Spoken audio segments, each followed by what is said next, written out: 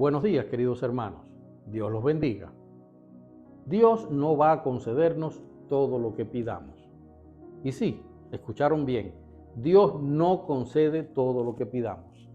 Lamentablemente, muchos pastores, muchas iglesias han tergiversado esto o lo han explicado de modo muy arbitrario o han sacado de contexto las promesas que Dios tiene para nosotros en su palabra, nuestra Biblia.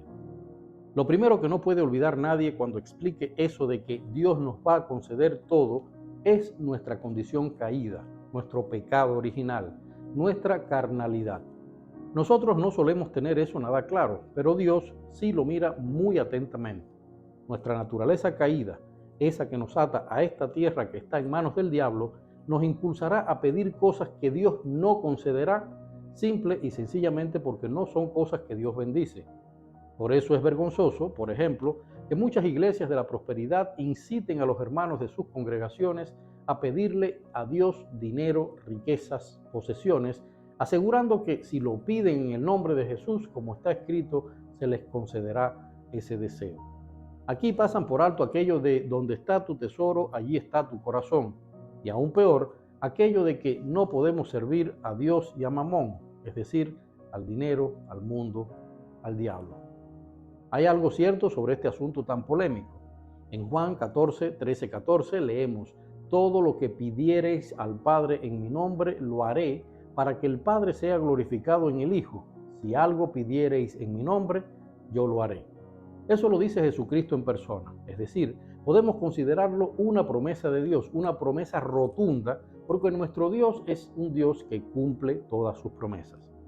En Mateo 7:8, Jesús nos dice: pedid y se os dará, buscad y hallaréis, llamad y se os abrirá, porque todo aquel que pide recibe, y el que busca halla, y al que llama se le abrirá.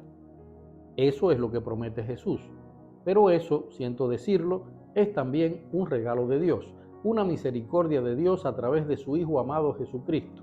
Es decir, es algo que en principio está al alcance de un verdadero Hijo de Dios, no de todo el mundo, incluso aunque haya entregado su vida a Jesús. Para entenderlo, detengámonos en un detalle importante. ¿A quién Jesús les está diciendo esto? Lo que analizamos aquí es algo que ocurre a partir de ese instante que conocemos como el Sermón de la Montaña o el Sermón del Monte, es decir, las famosas bienaventuranzas.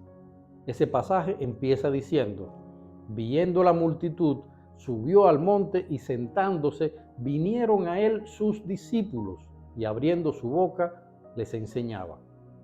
Es simple, queridos hermanos. Jesús se aleja de la gente, de la multitud que lo seguía asombrada por sus milagros, porque esa multitud todavía no tenía la fe para entender que Jesús era el Hijo de Dios, y esa multitud iba detrás de Jesús, del mismo modo en que hoy muchos seres humanos creen en Dios, solamente porque van en busca del milagro, porque necesitan algo para sus vidas.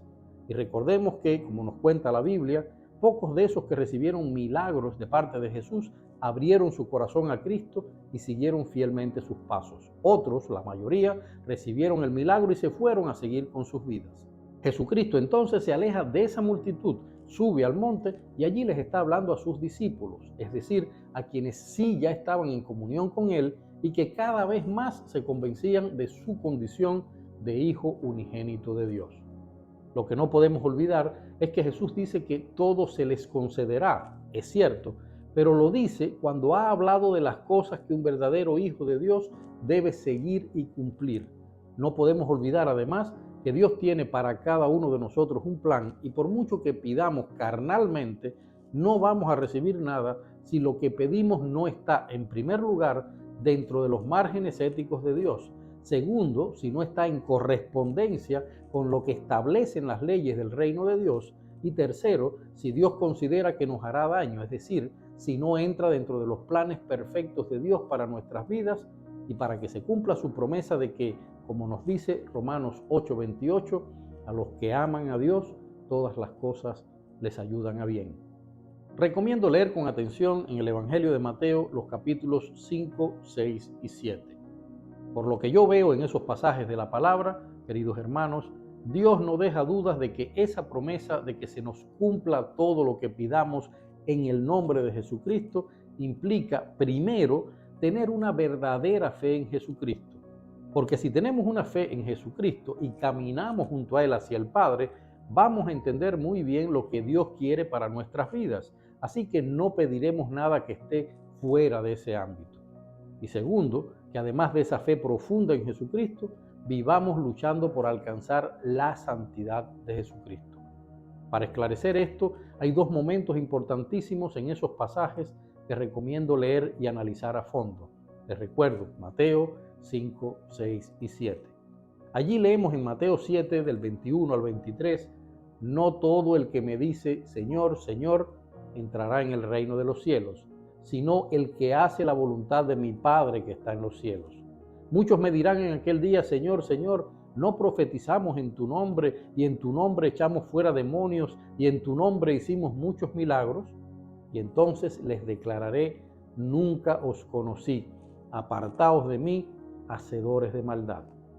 Como vemos, hermanos, Jesucristo deja bien explicado que no basta con haberlo aceptado, no basta con haberse bautizado en aguas, no basta con ir a una iglesia. En el versículo que sigue, Mateo 7, del 24 al 27, se nos explica aún mejor. Allí leemos esto. Cualquiera, pues, que me oye estas palabras y las hace, le compararé a un hombre prudente que edificó su casa sobre la roca.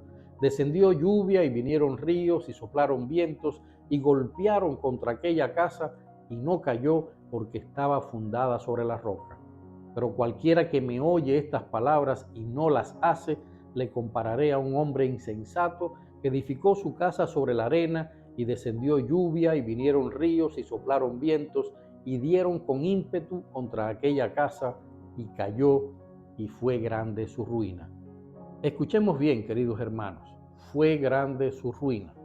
Repito, no basta con haber aceptado a Jesucristo, no basta con haberse bautizado en aguas, no basta con ir a una iglesia, no basta con hablar de Dios y mucho menos ir por la vida como fariseos con el traje de cristianos y nuestra vida lejos de una verdadera fe.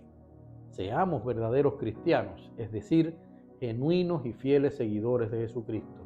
Y eso nos abrirá los cielos.